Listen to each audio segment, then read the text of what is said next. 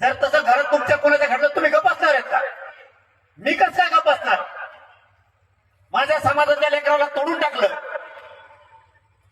तुमच्या कोणत्या लेकरा बाळाच्या लेकी बाळाला जर तसं घडलं तुम्ही गप्प नाही बसू शकत. तुम्ही मला जातीवादी समजायला लागले, तुम्ही माणसं मारून टाकणार. 35 वर्षात त्यांचं एकही केस झालेली होती, त्यांना केजीवारी लागलंय. त्यांना मोक्यात घालून जेलमध्ये मी सडायला लावलंय, म्हणून त्यांना माझा राग आहे. आणि तुम्ही इथून पुढे जर मराठीचा वाटा जाता तर मी जेलमध्ये तुम्हाला सडीणार. कितीही ताकद लाव, मी तो एक पाठ पुरायला खंबीर आहे. मी कोणती चूक करतोय? जरा त्या संतोष देशमुखांच्या घरी जाऊन एकदा. एवढे लेकर आहेत त्यांचे. बापाला मारल्याचे फोटो पोरगण पोरगी नाही बघू शकत त्यांची. तोंडात गुत्तेपर्यंत मारला हरामखोरांनी त्यांना. कोणती बायको असा मार सहन करील नवऱ्या झाल्याला? कोणतं पोरगण पोरगी करील? सगळं रक्त अंगावरती सांगळलं त्या संतोष देशमुखांच्या. तरी आम्ही बोलायचं नाही. तुम्ही लेकीबाळीची छेड काढणार, आम्ही बोलायचं नाही. वा, कोणता मराठा आहे मग मी असा? माझ्या मराठ्यावर अन्याय होताना मी उघड्या डोळ्याने बघणार. मी मराठीच्या पोटचा असू शकत नाही. तुम्ही त्याचे तुकडे तुकडे करणार. त्या संतोष देशमुखांचे लेकरं दिवाळीच्या दिवशी सगळा महाराष्ट्र फटाके वाजवतोय. सगळ्याच्या घरात गोड जेवण आहे. ते लेकरं नाही जेवू शकत. लेकरांना जर आईला विचारलं ना, आई आपले बाबा कुठे आहेत, आई नाही सांगू शकत बाबा कुठे आहेत.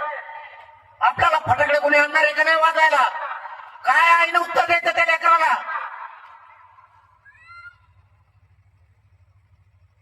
ते पोरगा पोरगी आणि त्यांची बायको एका कोपऱ्यात बसती, जनावरांसारखं ढसा ढसा रडती. हे हरामखोराला लाजा वाटल्या पाहिजेत. आणि आम्ही खून प्रकरण उचललं, तुम्ही आम्हाला जातीवादी म्हणता.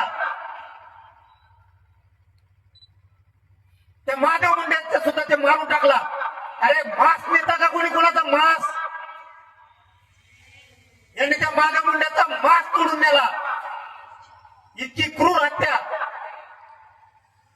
कसं जगायचं त्यांच्या पोरांनी? ती माऊली माझ्याकडे आली, तिने सांगितलं, पाटील माझा नवरा करता गेलाय, कोणी नाही आमच्या मागं वावर नाही आम्हाला. किमान माझे लेकर मोठे झाल्याच्या नंतर मला जर कधी विचारलं, आई आपला बाप कोणी मारला तर मला सांगायला तरी नाव राहू दे, यांनी मारला होता, यांना जेलात झाला. म्हणून त्याच्यात यासाठी लावली. आणि आता 6 आरोपीची त्याची नार्को टेस्ट झाली. मराठी जर उतरले नसते तर महादेव मुंडेला कधीच नाही मिळाला असता. काय चुकीचं केलं मी? तुम्ही लोकांचे घरं बंद केणार, तुम्ही प्लॉट बंद केणार, जमिनी बंद केणार. मी बोलायचं नाही का? त्या बुलढाण्यात आपल्या पुरीला मारलं गेलं, तुमच्या पुरीला मारलं, तुम्ही गप्प असणार का? मी त्या लेकीच्या बाजूला बोलायचं नाही. मी जातीवादी. तुम्ही आमच्या अधिकाऱ्याला त्रास देणार खंडणीसाठी, पैशासाठी, वर्गणीसाठी. मी गप्प ऐकून घ्यायचं. तुम्ही आमच्या उद्योगाला, व्यवसाय व्यापाऱ्यांना तुम्ही खंडने मागायचं, त्याच्या मदतीला जायचं नाही. मी तुम्ही आमच्या अधिकाऱ्यांना विनाकारण खोट्या केसेत कुठून त्याला निलंबित करायचं. मी त्याच्या बाजूने बोलायचं नाही. आमच्या आई बापाने याच्यासाठी जन्म दिला आम्हाला, तुमचा अन्याय सहन करायचा फक्त आम्ही. वा, माझ्याकडून नाही होणार. कोणी मराठ्याच्या अंगावर येऊ दे, तो जी खोडच मोडी नाही मी तेव्हा गप्प असणार. हे नाही चालणार. आता खूप सहन केलं, बस.